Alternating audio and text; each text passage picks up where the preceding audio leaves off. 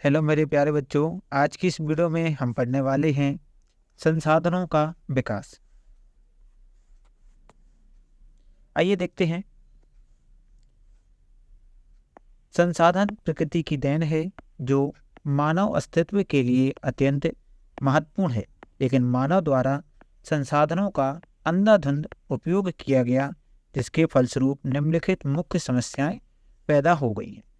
हुआ क्या है दोस्तों यहाँ पर कि मानव को जो संसाधन मिले थे, जो प्रकृति की देन है, तो मानव ने क्या किया है, अपने लालच के लिए इसका अंधाधुंध उपयोग किया है, जिसके कारण क्या हुआ है, कुछ समस्याएं पैदा हो गई। आइए समझते हैं क्या क्या समस्या है। देखिए, लिखा है कुछ व्यक्तियों के लालचवश संसाधनों का ह्रास होता है। होता क्या है, जैसे कि कोई व्यक्ति है अपने लालच के लिए, अपने प्रॉफिट के लिए संसाधनों का क्या कर रहा है, दुरुपयोग कर रहा है, तो फिर उससे क्या हो रहा है, हमारे संसाधनों का ह्रास होता है। दूसरा देखते हैं, संसाधनों का समाज के लोगों में बराबर बंटवारा न होना, जिसके कारण समाज दो हिस्सों अमीर तथा गरीब में बंट गया। हुआ क्या है, संसाधनों का समाज में दो तरीके के लोग हैं, एक अमीर है एक गरीब है। तो जो अमीर व्यक्ति था उसने क्या किया, संसाधन को अपने पास रख लिया। तो इससे क्या हुआ, हमारा जो समाज है वो दो हिस्सों में बट गया। जिसके पास संसाधन थे वो अमीर होते चलेगा, जिसके पास संसाधन नहीं थे तो वो गरीब में बट गया। चलिए आगे देखते हैं। लिखा है संसाधन के अंधाधुंध उपयोग से पर्यावरण प्रदूषण, ओजोन परत क्षरण, ग्लोबल वार्मिंग आदि समस्या उत्पन्न हो गई है। वो क्या रहा है दोस्तों, जैसे संसाधनों का जो अंधाधुंध उपयोग हो रहा है उससे क्या हो रहा है, पर्यावरण प्रदूषण हो रहा है। जैसे कि हमारे पर्यावरण में कार्बन डाइऑक्साइड की मात्रा बढ़ रही है, जैसे कि ओजोन परत क्षरण है। जो ओजोन परत होती है, जो सूर्य से आने वाली हानिकारक किरणों से हमारी क्या करती है, रक्षा करती है। तो ओजोन परत में क्या हो रहा है, छिद्र हो रहे हैं, उसका क्षरण हो रहा है। और देखिए क्या लिखा है, ग्लोबल वार्मिंग आदि ऐसी समस्याएं उत्पन्न हो गई है। चलिए आगे देखते हैं।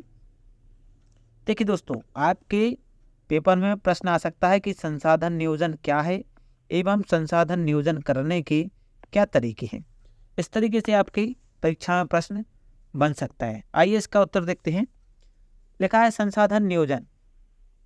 संसाधन नियोजन से तात्पर्य संसाधनों का विवेकपूर्ण उपयोग और प्रबंध करने से है। सभी देश या राज्य में सभी प्रकार की वस्तुएं उपलब्ध नहीं होती हैं, इसलिए संसाधन नियोजन की आवश्यकता होती है। अब देखिए, यहाँ पर नियोजन का मतलब क्या है, यहाँ पर नियोजन का मतलब है प्लानिंग करना। किस चीज की प्लानिंग करना, तो कोई भी संसाधन है जिसका हम उपयोग कर रहे हैं। यहाँ देखिए, यहाँ पर लिखा है संसाधनों का विवेकपूर्ण उपयोग और प्रबंध करने से है।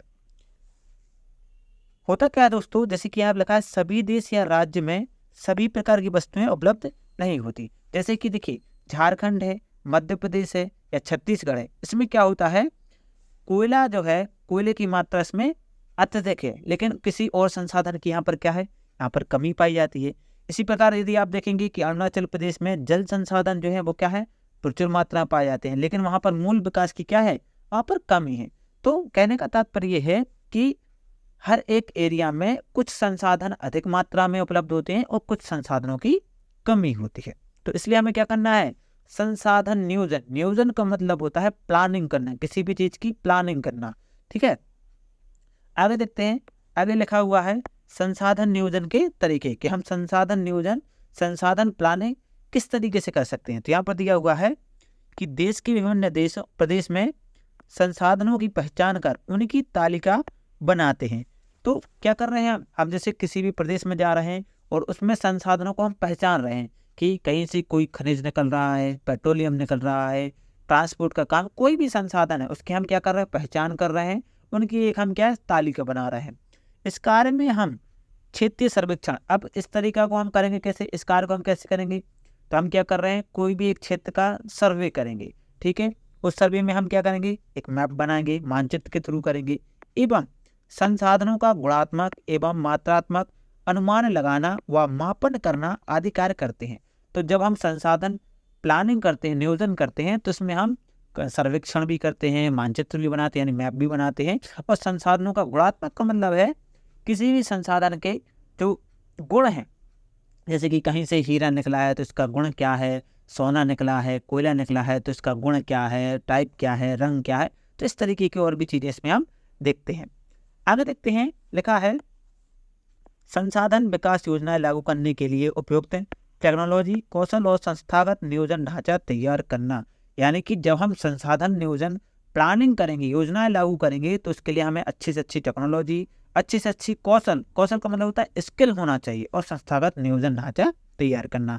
आगे देखते हैं, लिखा है संसाधन विकास योजनाओं और राष्ट्रीय विकास योजनाओं में समन्वय स्थापित करना। समन्वय का मतलब होता है दोस्तों यहाँ पर तालमेल उठाना, उन दोनों में अच्छे से अच्छा तालमेल होना चाहिए, अच्छी बॉन्डिंग होना चाहिए, तभी हम क्या कर पाएंगे, एक संसाधन विकास योजनाओं और राष्ट्रीय विकास योजनाओं में समन्वय स्थापित कर पाएंगे।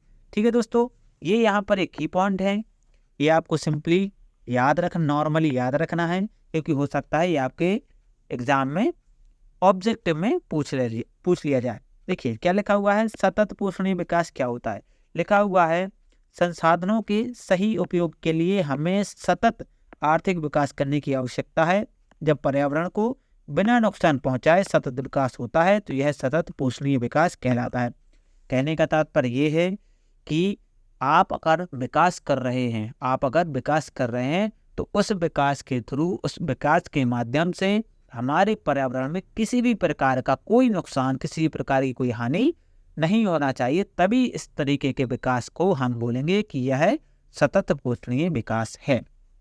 हमें देखते हैं एक की पॉइंट, रियो सम्मेलन या पृथ्वी सम्मेलन के बारे में हो सकता है आपसे पूछ लिया जाए, तो आपको सिंपली याद रखना है कि 1992 में ये ब्राजील में हुआ था, और इसका मुख्य उद्देश्य क्या था, पर्यावरण संरक्षण के लिए आयोजन इस सम्मेलन का मुख्य उद्देश्य था।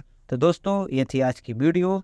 यदि वीडियो अच्छी लगी हो, वीडियो को लाइक करें, शेयर करें, और ये नोट्स यदि आप चाहते हैं तो आपको डाउनलोड करना है आकाश लेक्चर ऑनलाइन। मैं आपको यहाँ बता दे रहा हूँ, आकाश लेक्चर ऑनलाइन ऐप आप डाउनलोड करेंगे, उस पर ये PDF आपको मिल जाएगी। थैंक यू दोस्तों।